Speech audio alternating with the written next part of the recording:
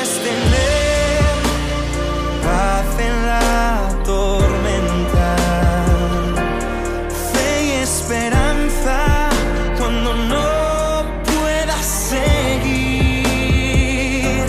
Y aun con tu mundo hecho pedazos, el Señor guiará tus pasos en paz. Os invito a una lectura. Carta primera a los Tesalonicenses, capítulo 4, versículos 13 hasta el 18. Primera a Tesalonicenses 4, 13 al 18. Dice así, escribe el apóstol Pablo y dice: no queremos, hermanos, que ignoréis acerca de los que duermen, para que no os entristezcáis como los demás que no tienen esperanza. Porque si creemos que Jesús murió y resucitó, así también traerá Dios con Jesús a los que durmieron en él. Por lo cual os decimos esto por palabra del Señor, que nosotros, los que vivimos, los que hayamos quedado hasta la venida del Señor, no precederemos a los que durmieron, porque el Señor mismo, con voz de mando, con voz de arcángel y con trompeta de Dios, descenderá del cielo, y los muertos en Cristo resucitarán primero. Luego nosotros, los que vivamos, los que hayamos quedado, seremos arrebatados juntamente con ellos en las nubes para salir al encuentro del Señor en el aire, y así estaremos siempre con el Señor. Por tanto, alentaos los unos a los otros con estas palabras. La ignorancia de la doctrina bíblica produce inquietud. El apóstol dice a los tesalonicenses: no quiero que os inquietéis. Esto ocurre en tiempos de Pablo cuando escribe a los tesalonicenses, y ocurre hoy. El problema que había en Tesalónica era muy simple. No tenían muy clara la doctrina sobre el retorno de Cristo para recoger a la iglesia. Algunos del entorno se estaban muriendo. Algunos vieron posiblemente familiares suyos que partieron, y ellos decían: qué pena me da esto. Si el Señor viene, como los que han muerto en Cristo resucitarán al final de los tiempos, se van a perder un tiempo con Cristo en donde vamos a estar nosotros. Y estaban tristes. Esto que ocurría en Tesalónica está repitiéndose hoy. Recordaba esta semana con Susana, hablábamos de la cantidad grande de gente conocida que ha partido en este año. Hace 2 días, un matrimonio con un bebé de 1 mes enfermó de COVID y partió para estar con Cristo. Muchas personas han partido. ¿Esto significa que hay tristeza en nuestra alma? Sí. Todo aquel que ve partir a alguien de su entorno y no se entristece no es un buen creyente. A veces pensamos que los creyentes somos impasibles a las circunstancias y que pase lo que pase tenemos que reír. Eso es una tontería, no un testimonio. El creyente siente, y Jesús el Señor lloró cuando vio a las hermanas de Lázaro llorar por su hermano, a la gente conmocionada porque había partido, y él recordar a su amigo que había muerto. Dice el texto bíblico que el Señor lloró. Llora. No te prives de eso. Pero Pablo dice: pero hazlo, no como los que no tienen esperanza. Esta es la diferencia. Nosotros sentimos la ausencia de los nuestros, han partido, pero no los hemos perdido porque sabemos dónde están. El mundo ha perdido al suyo, y el mejor epitafio para esa gente es: sin Dios y sin esperanza. Veo la iglesia a lo largo del tiempo y me doy cuenta que todos necesitamos ser corregidos. ¿Es así o no? Sí. ¿Necesitamos ser reprendidos? Por supuesto que sí. Pero mi convicción profunda es que la iglesia necesita más aliento que reprensión.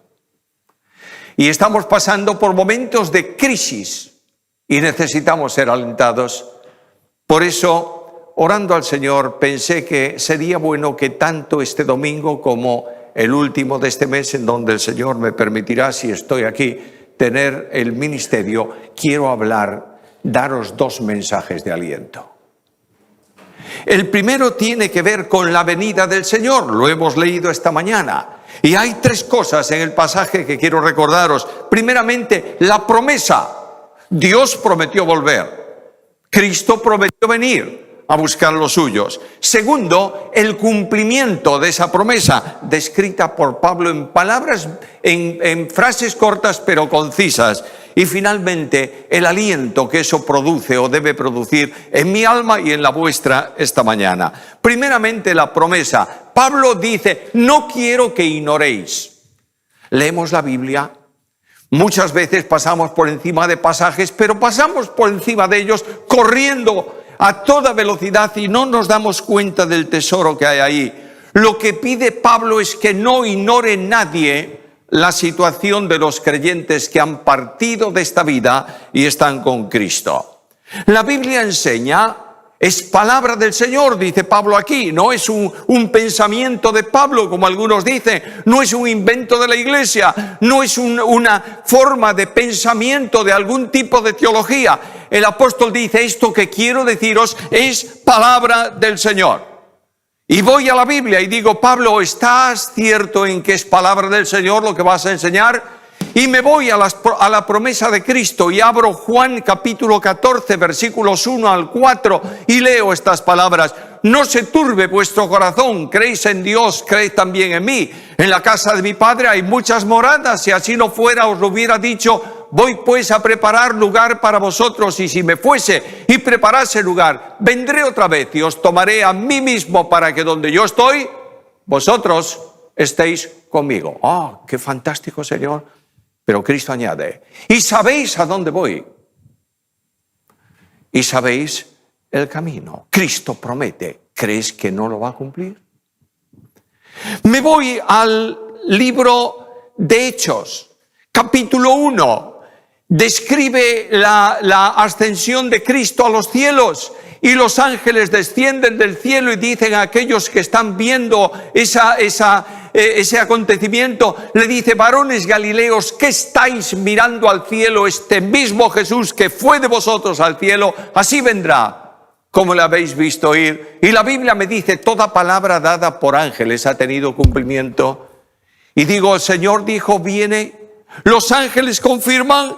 Además, pienso en la oración de Cristo al Padre, le hemos repasado en Juan capítulo 17. Y Cristo dice al Padre, Padre, quiero que aquellos que me has dado estén donde yo estoy. ¿Para qué? Para que vean mi gloria. No hay oración de Cristo que no haya sido respondido por el Padre. El Padre no niega nada a Cristo porque le ha constituido Rey de Reyes y Señor de Señores.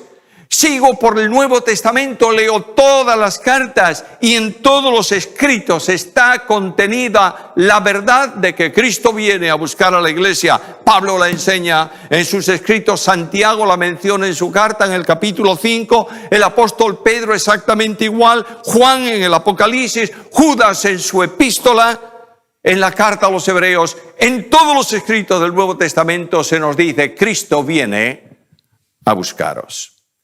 Los tesalonicenses tienen una inquietud, y la inquietud de ellos era la ignorancia, o por lo menos la poca precisión, de dónde estaban aquellos que habían muerto con Cristo. La Biblia dice que es una bendición grande, porque partir con Cristo partir del mundo es estar con Cristo presentes al Señor. Y la Biblia dice que los creyentes que mueren se les compara con aquellos que están dormidos. Ojo con esto. Hay algunas sectas por ahí que dicen que cuando el creyente muere se duerme, no tiene ninguna conciencia de lo que ocurre ni de nada hasta que Cristo venga. No es verdad. Partimos del cuerpo y nuestra parte espiritual está inmediatamente presente con Cristo. Y cuando la Biblia habla de que los que durmieron en Jesús, está refiriéndose al descanso que es imposible obtener aquí en la tierra. partieron de este mundo y están con Cristo. El creyente parte de una vida de problemas y despierta a la realidad de un mundo nuevo. Escucha al apóstol Pablo. ¿Cuál era el deseo del apóstol? Carta segunda a los Corintios, capítulo 5, versículo 8. Prefiero estar ausente del cuerpo y habitar en la presencia del Señor. ¿Quieres otro texto de Pablo? Porque de ambas cosas estoy en estrecho, teniendo deseo de partir y estar con Cristo, lo cual es muchísimo mejor. Filipenses capítulo 1, versículo 23. Vamos caminando. No sé cuánto tiempo durará mi camino. No sé cuántos años o cuántos días o cuántas horas el Señor tiene para mí todavía. No lo sé. Pero lo que sí tengo cierta seguridad absoluta es que el camino termina con Jesús. ¿Entiendes esto? Y que en medio de los problemas levanto mis ojos y por fe entro en el lugar que Cristo prepara para mí. Y digo, qué bendición tan grande es saber que partimos del cuerpo y estamos con Cristo, lo cual es muchísimo mejor. Los tesalonicenses no tenían esto claro. Y algunos estaban entristecidos, igual que los otros, que no tienen esperanza. Cuando Pablo dice los otros, está refiriéndose a los no creyentes, aquellos de la sociedad que no tenían a Cristo, que no habían creído en Cristo. Y como dije antes, el mejor epitafio para ellos, ¿sabéis cuál es? Sin esperanza y sin Dios. Ellos no tienen esperanza, pero nosotros sí tenemos. ¿Cuál es nuestra esperanza? Versículo 14. Porque si creemos que Jesús murió y resucitó, así también traerá Dios con Jesús a los que durmieron en él. Nuestra fe en la muerte de Cristo trae una consecuencia. ¿Cristo resucitó? Sí. Luego nosotros estamos identificados con Cristo cuando creímos en él. Sí. Por tanto, lo que ocurrió históricamente en relación con Cristo es potencial ya para nosotros. ¿Y Cristo resucitó? Sí, nosotros también vamos a resucitar. Y tal vez el mejor comentario que puedo encontrar en toda la Biblia para este versículo está en la misma Biblia. Carta primera a los Corintios, capítulo 15, versículo 1 hasta el versículo 28. Por supuesto, no voy a leer todos esos versículos. Os recomiendo que lo hagáis hoy. Dice Pablo, os voy a exponer, hermanos, el evangelio que os he predicado, el cual también recibisteis, en el cual también estáis firmes. Y ahí va describiendo y habla de que Cristo fue muerto conforme a las Escrituras y resucitado. ¿Para qué? Para ser ejemplo de nuestra resurrección. Como Él resucitó, nosotros resucitaremos también. Todo cuanto ocurre en el creyente, no lo olvides, ocurre en Cristo. ¿Por qué? Porque desde que hemos creído, el Espíritu nos ha puesto en Él. La salvación no se alcanza cerca de Cristo, se alcanza en Cristo. La seguridad y el descanso no está en caminar cerca, es estar en caminar con Él, tomados de la mano. La esperanza de gloria no son teorías bíblicas que tenemos en la cabeza y que nos fueron enseñadas. La Biblia dice, Cristo es en vosotros esperanza de gloria. Todo ocurre en Él. Y yo vengo al final de esta primera cuestión y oigo la promesa del Señor. Vendré otra vez. ¿Y qué? Os tomaré a mí mismo. No hay cielo sin Jesús. No hay gloria sin Él. No hay certeza sin Cristo. Por tanto, Cristo no dice, os voy a tomar a un lugar. De hecho, es verdad. Cristo dice, os voy a tomar a mí mismo. Termina el camino y el abrazo del Señor. Durante el camino, la mano de ella, la mano suya conduciéndonos. Atrás, la mano que se extiende en salvación. Delante, el abrazo de la casa del Padre. Para estar para siempre con Jesús. Cuando yo iba al cementerio, cuando voy al cementerio, ahí en ese grupo familiar hay nombres muy queridos para mí. Los abuelos, mis padres, mi hermana, mi esposa. Al principio era como un impacto especial. Ahora acudo, miro los lugares y digo, simplemente corrieron un poco más que yo. Y está ahí arriba, esperando el encuentro. Y cierro mis ojos y digo, como Pablo, no ignores que esto es lo que la Biblia enseña. Segundo, ¿cuál es el cumplimiento? Es una doctrina. Dice que es palabra del Señor, versículo 15. No es una suposición, sino una revelación directa que Pablo tuvo de Cristo. Primera verdad, los vivos no tienen privilegios sobre los que murieron. Los que estemos vivos cuando Cristo venga no vamos a tener una bendición especial sobre aquellos que han muerto. Dice Pablo, porque no precederemos, es decir, no iremos antes que ellos.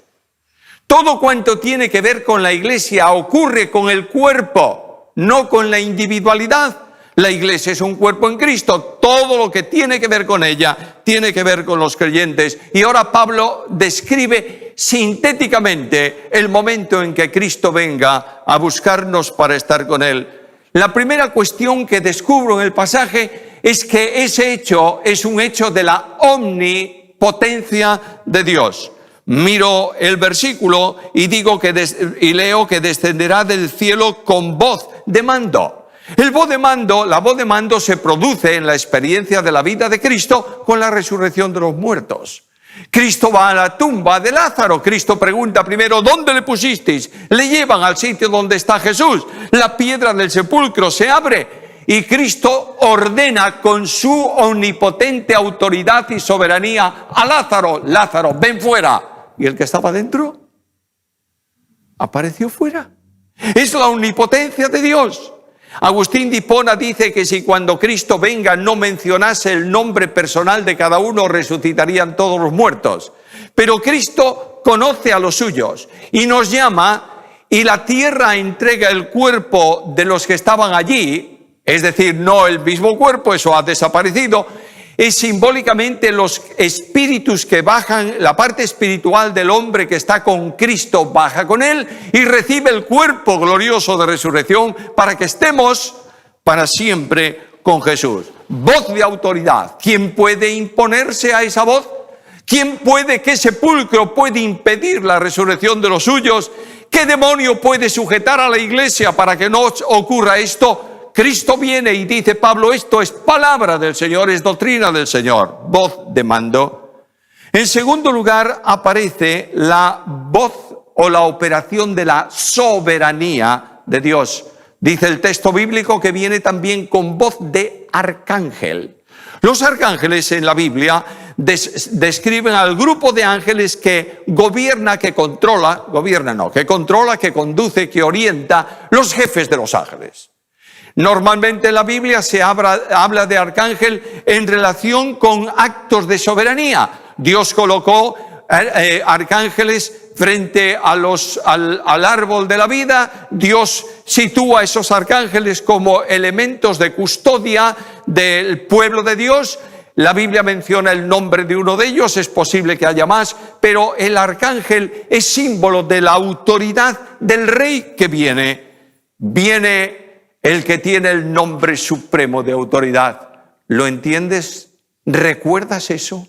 El apóstol Pablo dice que cuando Cristo resucita, recibió el nombre que es sobre todo nombre, para que en el nombre de Jesús se doble toda rodilla de los que están en el cielo, en la tierra y debajo de la tierra, y toda lengua proclame, confiese que Jesús es el Señor, para la gloria de Dios. Voz de arcángel, voz de mando, expresión poderosa de la omnipotencia y soberanía de Jesús. ¿Algo más? Dice, trompeta de Dios. Sonará la trompeta de Dios. ¿Qué trompeta? Bueno, voy a carta primera a los Corintios, capítulo 15, dice, la final trompeta. Yo sé que aquí hay problemas interpretativos, no quiero entrar en ellos. Tú puedes pensar en la trompeta que tú quieras, me da lo mismo. Lo que yo quiero decirte aquí es que la trompeta es señal de evidencia de algo. Y aquí es la evidencia del triunfo glorioso de Jesús. La final trompeta. Y se produce el descenso de Jesús, versículo 16. Y Pablo dijo, es palabra del Señor, no lo dudes. Porque el Señor mismo con voz de mando, voz de arcángel, trompeta de Dios, descenderá del cielo. El Señor baja para cumplir su promesa. El mismo que subió es el mismo que desciende. Y el descenso del Señor viene para cumplir la promesa y el compromiso. Vendré otra vez y os tomaré a mí mismo. Algo más, una cosa más. La segunda parte del versículo 16. Y los muertos en Cristo resucitarán primero. Ahora nota algo. No es una resurrección universal de los muertos. Es una resurrección especial de algunos muertos. Los muertos en Cristo. Los muertos en Cristo son aquellos que han dormido en el Señor a lo largo del tiempo, cuyos cuerpos han desaparecido. Algunos dicen, uy, qué problema más grande, ¿dónde estarán las cenizas de fulano y tal? Cuando venga el Señor, ¿qué ocurrirá? Bueno, te voy a poner un problema todavía más grave. Hay un cristiano que es echado al circo romano y fue comido por un león. Y ese león después hizo sus necesidades.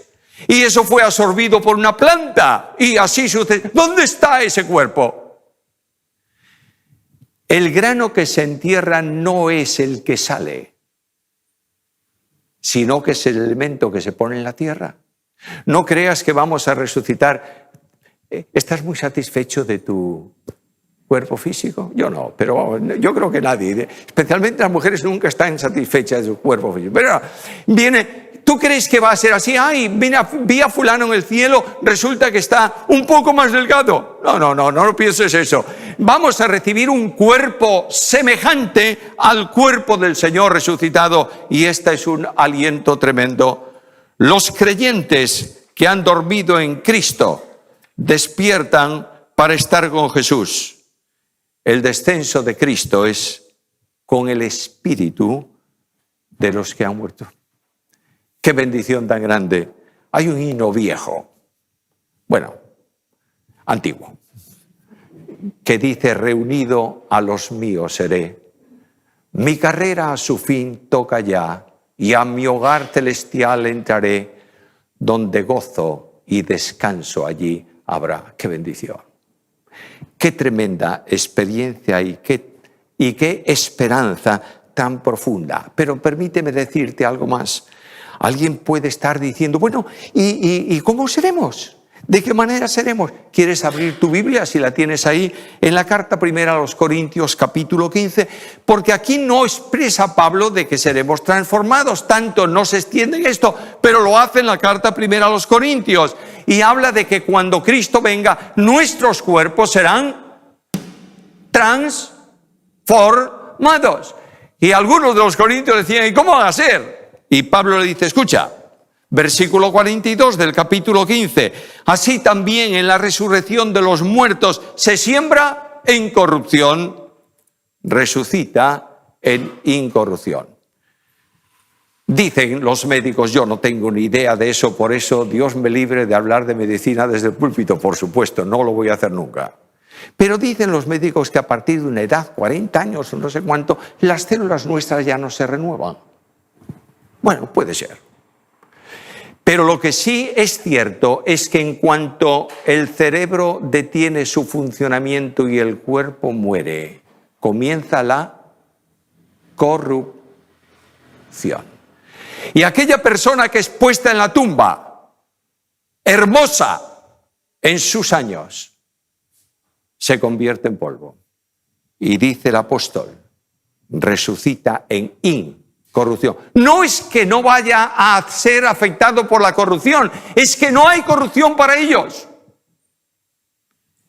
El que resucita está fuera de la corrupción. Dice, se siembra en deshonor, resucita en gloria. Y aquí está hablando de la debilidad natural. ¿Te sientes un poco menos fuerte que el año pasado? Algunos dicen, no, que va, yo estoy como siempre. No, no lo creas. Y te levantas por la mañana con un cierto dolorcillo que no tenías ayer por la noche. Y vas apurando por la calle y dices, qué cansancio tan grande. De pronto viene el Señor, el cuerpo transformado se convierte en un cuerpo glorioso. No hay dificultad. Añade, se siembra en debilidad, resucita en poder. Tú sabes que habitualmente los que mueren pasan por un periodo previo de debilidad. No somos como éramos, ¿verdad? Resucita en poder. Se siembra cuerpo natural, resucita cuerpo espiritual. El cuerpo natural es el que tú y yo tenemos. El estuche del alma es nuestro cuerpo. Dios crea al hombre y dice el texto bíblico, el hombre fue un ánima viviente, un alma que vive y un estuche para moverse y expresarse.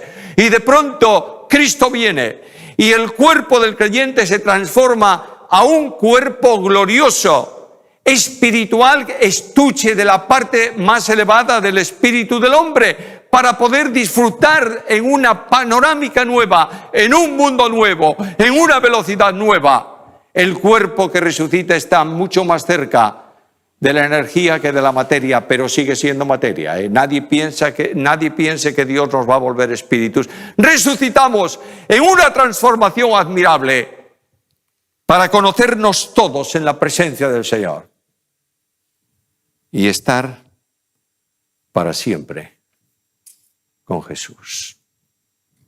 ¿Dónde el encuentro? En el aire. ¿Y qué ocurre hoy en el aire? El Señor desciende no a la tierra, desciende al aire. ¿Y qué ocurre en el aire hoy? Bueno, vete a Efesios capítulo 2, versículo 2, y leerás allí que ahí está el príncipe del poder del aire. Las huestes de maldad que están afligiendo el mundo, que están causando conmoción en la tierra, que están afectando a creyentes, que están haciendo tropezar y caer a los santos. Esas huestes de maldad que están influyendo en mentes en tantas ocasiones para que en lugar de amar desprecien, en lugar de alentar odien. Esas huestes de maldad serán sorprendidas. Porque en el cuartel general de los demonios se produce el encuentro entre la iglesia y el Señor. ¿Y sabes qué?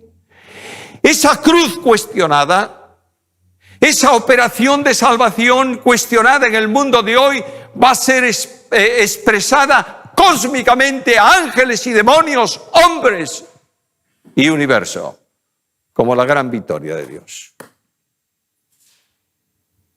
La cruz de Cristo hace posible el encuentro. La cruz de Cristo hace posible el perdón. La cruz de Cristo hace posible el cambio. La operación de salvación hace posible la glorificación de los creyentes. ¿Y esto qué? Escucha al apóstol Pedro. Por lo cual, estad preparados para la acción, sed sobrios y esperad por completo en la gracia que se os traerá en la revelación de Jesucristo. Operación final de la gracia de Dios. Por último, ¿cuál es el aliento? Pablo dice, alentaos los unos a los otros. Con estas palabras. El aliento tiene siempre una pregunta. ¿Cuándo? ¿Cuándo se va a producir el encuentro con Jesús? Y voy al versículo 15. Y digo luego, nosotros, dice Pablo, los que vivamos, los que hayamos quedado hasta la venida del Señor, no precederemos a los que durmieron. Pablo esperaba que en su tiempo viniera Jesús. 2000 años. generaciones y generaciones que han pasado. No olvides que vendrá en una de las generaciones, a lo mejor es la nuestra. No tengo tanto problema, creo que va a venir. Y pienso siempre que no concluya el culto. Y sueño con que oigamos la voz personal del Señor y salgamos para un encuentro con Él. Y pienso que este mundo seguirá sufriendo y nosotros estaremos llenos de paz en la presencia de Jesús. Puede venir hoy, puede venir ahora. Se nos ordena a los creyentes vivir a la luz de este acontecimiento. Yo pregunto, ¿qué pasaría si recibieses una llamada de un ángel hoy en tu casa y te dijese, mañana a las 4:30 viene Jesús? ¿Qué harías? ¡Puf! Vaya actividad que íbamos a tener. Hay que arreglar el problema con este, con aquel, con lo demás, porque viene el Señor. Piensa que Cristo viene y tenemos que estar esperando al Señor. Yo veo al mundo esperando señales. Ya se cumplió esta señal, la pandemia es la señal de aquello, no sé qué, no sé cuál. No, Señor. La Biblia nos ordena esperar a Jesús y las consecuencias son muy sencillas. Primera consecuencia.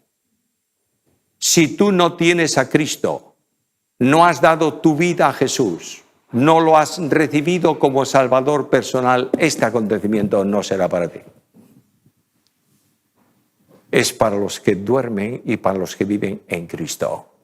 Y la necesidad que tú tienes esta mañana, si hay alguno aquí que no tiene una respuesta seria a la pregunta, ¿soy de Cristo o no soy de Cristo? La necesidad que tienes es urgente. Para que digas a Jesús ahí donde tú estás sentado, Señor Jesús, te recibo como mi Salvador personal. Y das tu vida a Cristo. Y entregas tu existencia al Señor. Y sabes que el acontecimiento será para ti. Y para nosotros, la necesidad, ¿sabes cuál es? Mira el versículo 18 y termino. Alentaos unos a otros con estas palabras. La vida de relación cristiana debe ser una vida de aliento. Necesitas ser alentado hoy. Escucha estas palabras. He aquí, vengo pronto. Y decimos amén. Sea así. Ven, Señor Jesús. Necesitamos recuperar el aliento de la promesa. A veces nuestros ojos son muy limitados. No sé si tenéis esta experiencia. Dejadme volar la imaginación un segundo nada más. Sale un barco de aquí del puerto. ¿Lo ves que se va alejando? Cuando está en las CIES es un barco chiquito por la distancia y un poco después no se ve. Y dices, se ha perdido. Pero al otro lado del Atlántico, al otro lado del mar, en otras playas ven que el barco está viniendo y dice, ya está llegando aquí. Esto es la esperanza nuestra. Decimos a los nuestros hasta luego. Otros lo están recibiendo en la presencia de Dios. Salgamos hoy con este aliento y alentémonos unos a otros con estas palabras. A Dios sea la gloria. Puedes tener paz en la tormenta, fe y esperanza cuando no puedas seguir. Y aun con tu mundo hecho pedazos, ese